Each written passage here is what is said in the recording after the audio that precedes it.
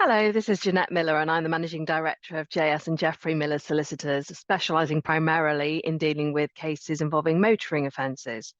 Today, I'm going to be speaking with an expert in the field of FCA compliance. Now, this is often an area that we are asked about by prospective clients who work in the financial services industry when they're concerned about the impact of a conviction on all things compliance. And as it's such a specialized area, whilst I have some understanding, and so do my team, we tend to defer to the experts. So today we are going to be speaking to Clemmie Bowyer, who is a director at Effecta Compliance Limited, which is a regulatory consultancy based in the UK and the UAE. Clemmie has over 15 years experience working in regulated financial institutions in the UK and has spent a large part of the last few years helping UK firms to implement the senior managers and certification regime. Clemmie has first-hand experience of handling FCA applications for individuals and has supported several firms in navigating applications for persons who have or who are facing possible criminal convictions.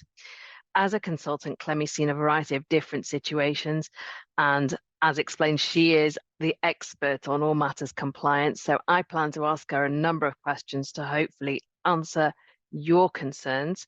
And there will also be a number of tools that will assist you in reaching out to Clemmie directly in the event that you want to discuss your specific case with her.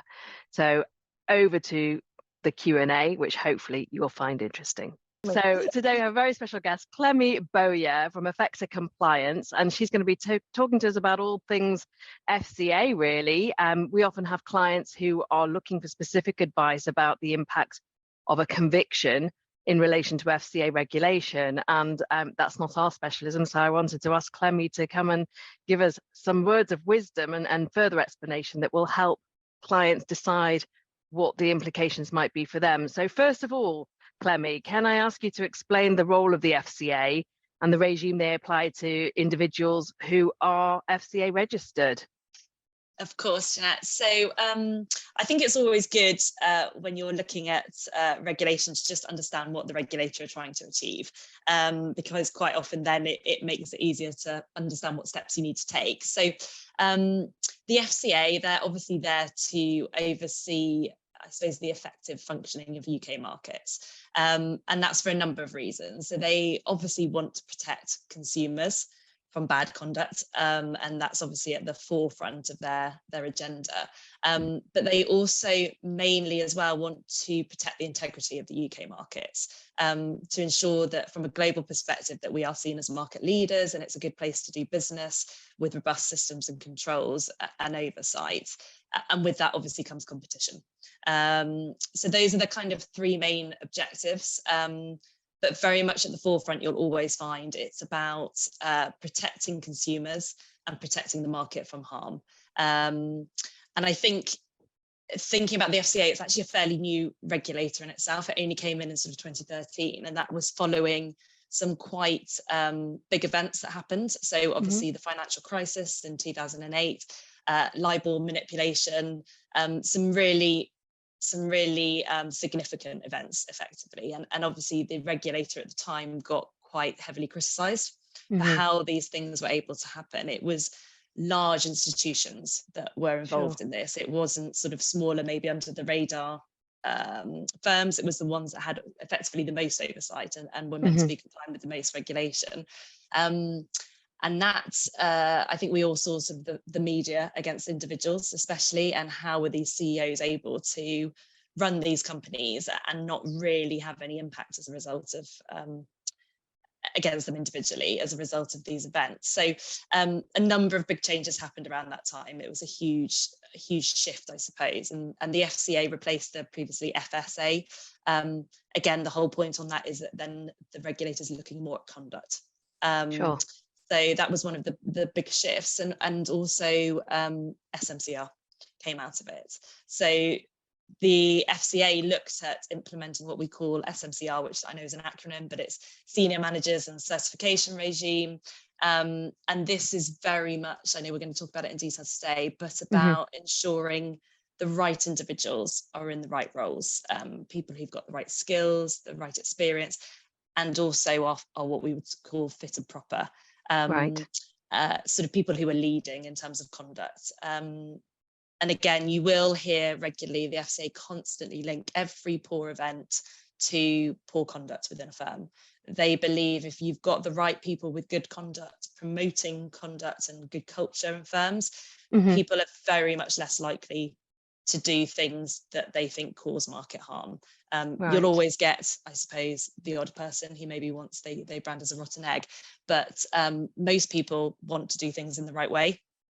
But they need to be shown how to do that, and they need people to demonstrate that and to insert good controls and be leading in their behaviour. So SMCR is very much trying to promote that. So as a concept, and there's lots of times when people can disagree with the regulators, I think no one disagrees that that's a good idea.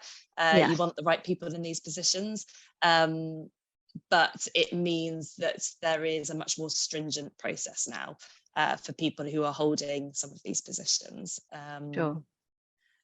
So in terms of just a little bit of an oversight on SMCR, as we call it, it's effectively, I call it a 3-tier system, but the first part, obviously, senior managers. So those are your senior management positions, and it depends on the type of firm who is categorized as that, but generally it's your heads of compliance, your CEOs, your money laundering reporting officers, directors, people that have a very significant influence on the firm in terms of decision making and strategy. They now have a very stringent process that they have to go through, and they have to be approved by the FCA. There's a lot of documentation which we do help firms with because it's quite onerous.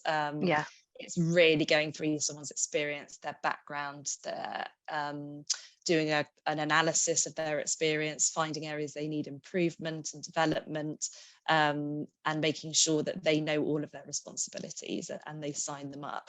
So often sort of 16, 20 pages of writing that you have to put together, and can be quite intrusive for people because obviously when they've been in positions, they don't particularly like it. And then you have what we call certification staff. So these are people who aren't senior managers, but they still will have a significant influence on decisions relating to the market or consumers. So you often find people who are investment managers, financial advisors, anyone who's sort of client facing, they will have to be certified, and they don't have the same level of they don't have an approval from the FCA, but both of these types of people have to be considered fit and proper, which is, I know, obviously what we want to discuss today. But that is, although there's more onerous rules around senior managers and how you can see them as being fit and proper, they both have to complete those tests, I suppose, is what people call it. Sure. Okay, well, shall we move on to how that fits in with what I do? So I'm often speaking to people with all manner of problems motoring, really, ranging from a relatively minor speeding allegation to more serious charges involving alcohol and drugs, perhaps even more serious than that, where there might be an element of dishonesty, so perverting the course of justice, or even cases where it could be an offence involving a fatality. I think sometimes we tend to assume the less serious sort of fixed penalty speeding offences are going to be irrelevant, but I don't actually know. So tell me, how do these kind of charges tend to fit in with a fit and proper or fit and propriety test?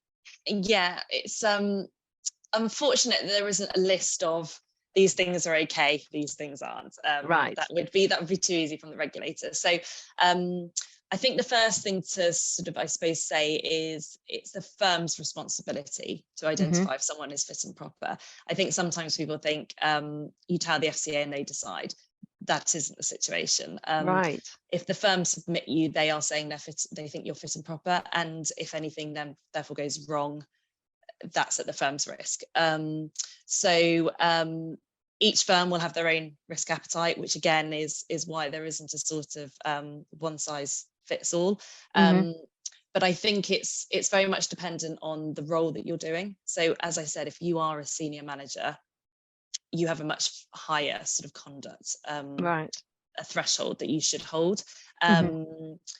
But all of them are fairly similar in the sense of, I think it's safe to say if you have a one-off speeding fine, people have those. I don't think anyone would realistically, and you always talk about the reasonable person, I don't think anyone would reasonably say that that suggests that you've got poor integrity or low standards of sort of conduct risk. I think Mhm. it's unfortunate, and it just happens. I think if you had a catalogue of speeding fines and some other minor offences together, you look at the person and think, okay, framing these all together, if you are consistently pushing rules and not reacting to the repercussions of it, as a firm, I think you'd have to ask yourself a few more questions about whether you would be comfortable saying that person was fit and proper. It's what you call non-financial misconduct, which the FCA are focusing on at the moment. So there was a case, it was actually about 3 or 4 years ago, that I'm sure everyone remembers, where the man didn't pay his train tickets. Yeah. So he dodged his train fare, which is Mhm. not linked in any sense to what he was doing. Mhm. But the FCA very much said that just showed that he had poor judgment. And there was really no reason for him to do it from a financial perspective. He had a Mhm. very good income, and he was Sure. obviously disbarred. So I think that's always a good reminder of people that it doesn't have to be linked. It's all about painting a picture of someone as to whether they're going to make the right decisions.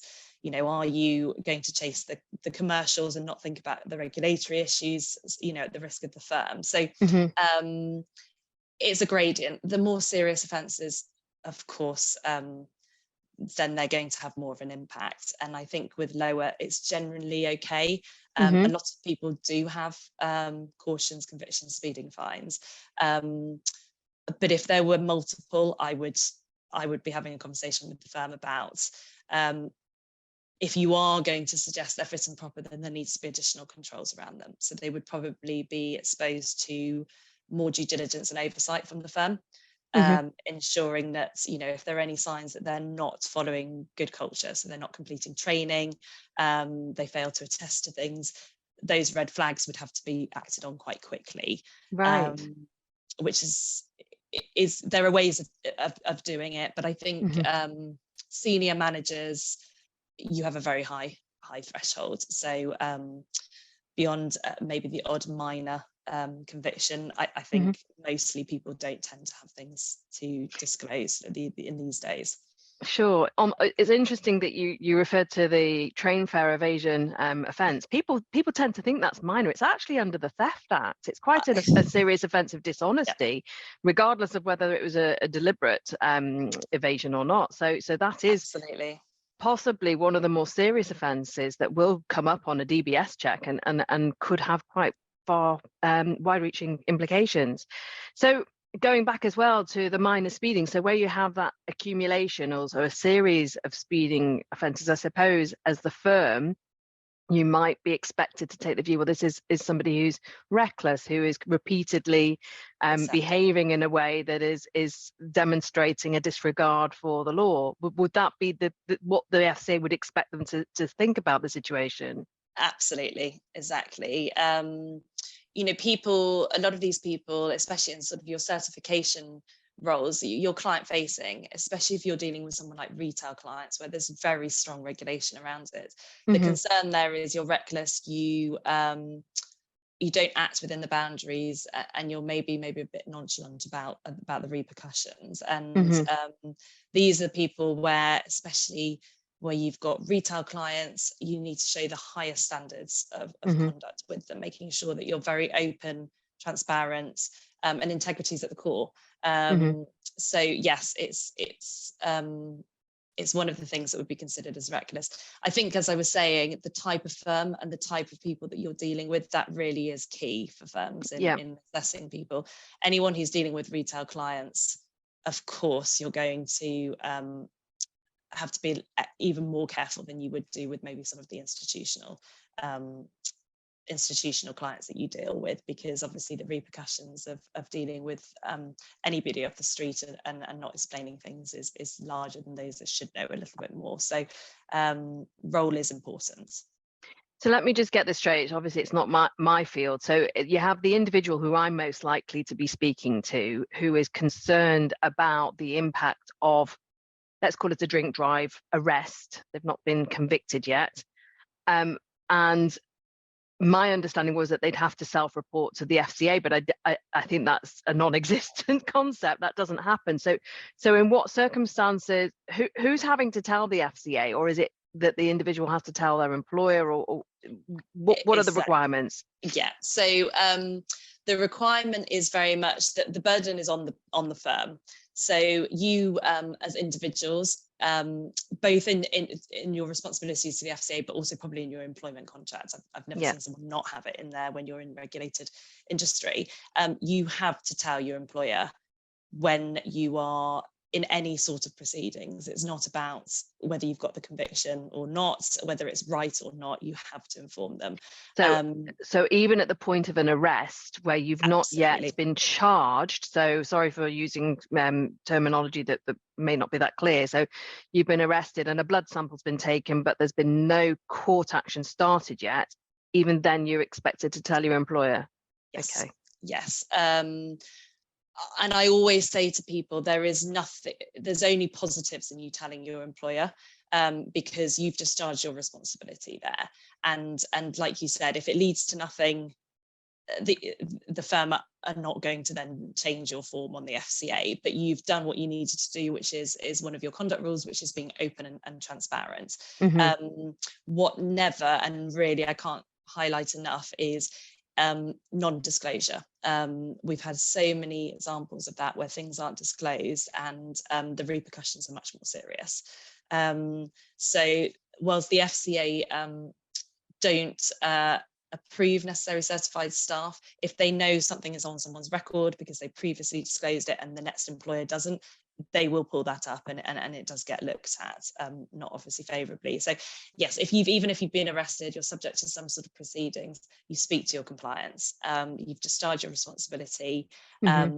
and then it's on the firm to decide whether they need to disclose it to the FCA. And again, that's essentially whether there would be a change to the application form that they send in. So when you apply to the FCA, even as an SMF or a certified member of staff, you have to complete a very long list. I don't know if you've seen it before, of questions. No. And it covers a multitude of things: regulatory issues, employment issues, civil, criminal proceedings. So there's a set of, it must be 50, 60 questions, which are yes, no. I guess quite repetitive, and there's a lot of terminology in there. But again, in there, the idea is if they have to change any of the answers in there, then they would need to tell the FCA.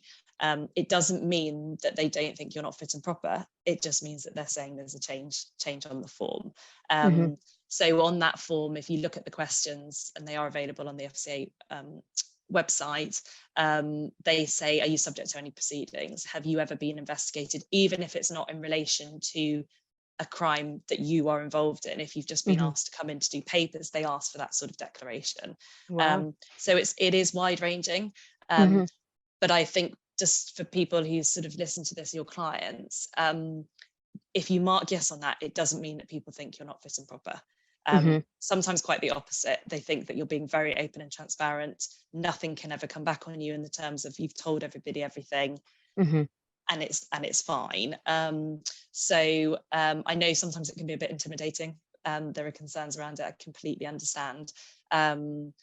But it's much better to put it on that form if you need to. So what would the repercussions be if somebody fails to make that disclosure, and then the FCA somehow that they notice it's different to a different application by a different firm for the same individual? What would they do? Would the firm be in trouble, or the individual, or both? It could be both, exactly. So the firm has the responsibility to ask the right questions, to do due diligence. So firms these days, they should be conducting obviously DBS checks, regulatory references, credit checks, CCJ checks. So there's a number of reports they're meant to do on individuals when they start. And individuals, but they should also be asking individuals when they start, is there anything you need to know of? They have to sign this form with the FCA. So you would, if you haven't declared it on there and you've signed it, then essentially you've lied on your form to the FCA, which is obviously seems quite serious from a regulatory perspective.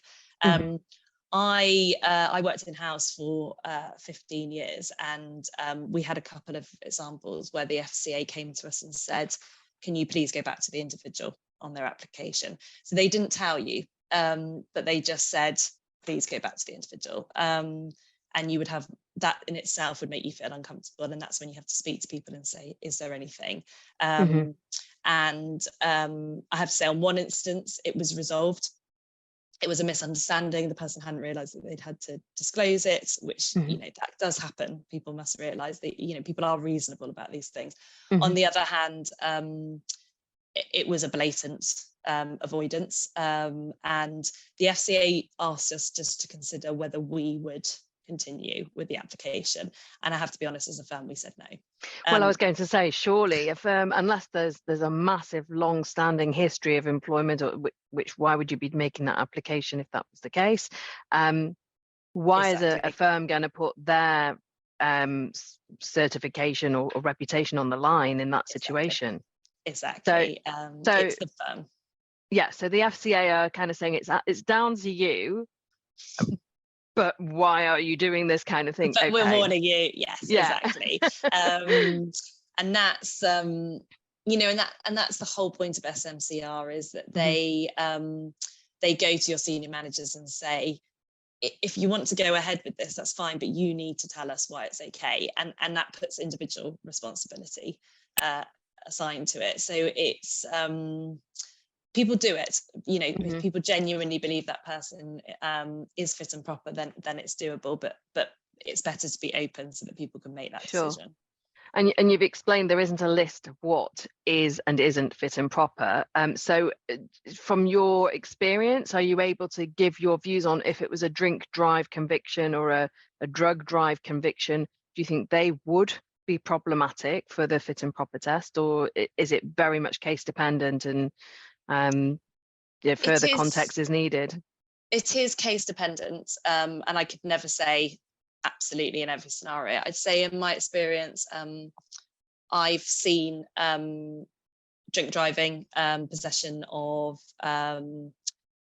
substances on people who are carrying out certified functions, and I think there's I think if people have been open and honest with it, and they can demonstrate to the firm that that's in the past and there are no concerns, possibly with some enhanced due diligence, I think you're probably fine. I think the firm would probably go ahead with it. I think with senior managers, it's much more difficult.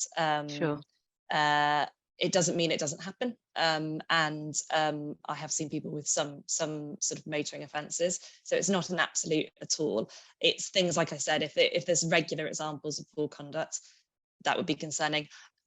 I think it's good for your clients to realise the FCA are mostly concerned about consumer and market harm. So I'd actually say it's more of an issue if you've got a poor reference from your previous employer, or you've had a client complaint previously that's been upheld, you know, things where actually there are real concerns about your work. I think with more the criminal side of things or civil, if they're minor in nature and you've been open and transparent, I think it's fine. But with every event, and you will know this better than anyone, with every case, it goes down to the specifics a little bit. Sure. And your employer will want to know, with the more serious ones, what were the reasons? What was the result? What were the findings? So I know that's not completely helpful, but I think everybody is reasonable. But with senior managers, you obviously just have to be careful that there isn't evidence of some sort of recklessness. So I think, I mean, from what I'm understanding, basically, there wouldn't be any distinction drawn between a caution, a conviction, an arrest. There's a need to be open and disclose all of these if you're in that situation, even if you're being Yes. asked to produce a witness statement, you're not being accused of anything. You're In expected to disclosure, disclosing. yes, in disclosure, Wow. everything. Obviously, in terms of assessing your fitness and propriety, if you've got a conviction rather than you were arrested and then released, that's going to be completely different. But yes, you should disclose everything, and in places where I've worked before, just provide people with documentation, because then they can see it for themselves.